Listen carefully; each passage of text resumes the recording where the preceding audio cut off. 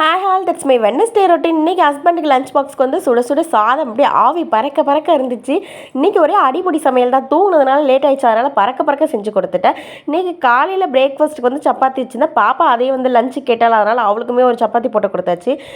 சென்னாவும் அப்புறம் உருளைக்கிழங்கு போட்டு நிறைய வெங்காயம் தக்காளி போட்டு கிரேவி மாதிரி வச்சுருந்தேன். இது சாதத்துக்கு சாப்பிட்டுக்கலாம், சப்பாத்திக்கு சாப்பிட்டுக்கலாம் அப்படிங்கிறதுனால இதையும் வந்து ஹஸ்பண்டுக்கு வந்து லஞ்சுக்கு பேக் பண்ணிட்டேன். சைடிஷ் எதுவும் வேணான்னு சொல்லிட்டாரோ, அதனால் விட்டுட்டேன். சொல்லியிருந்தாலும் செஞ்சுருக்க முடியாது பெருசாக, அதுக்கெல்லாம் டைமில் இன்றைக்கி சாப்பாடு கொடுத்தது ரொம்ப பெரிய விஷயம். பாப்பாவுக்கு அதே சப்பாத்தி பிச்சு போட்டு வச்சாச்சு. அதே மாதிரி ஸ்நாக்ஸ்க்கு வந்து இன்றைக்கி கொய்யாப்பழம் தான் வச்சுருந்தேன்.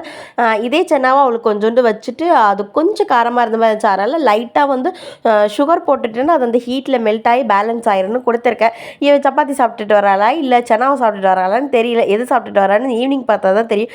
ரீசெண்ட் டேஸில் வந்து நான் ஒரு விஷயத்தை வந்து கண்டுபிடிச்சேன். நம்ம ரொம்ப பிஸியாக இருந்தால் அடுத்தவங்களை பற்றி யோசிக்க மாட்டோம். நம்மளை பற்றியே நம்ம வந்து யோசிக்க மாட்டோம்.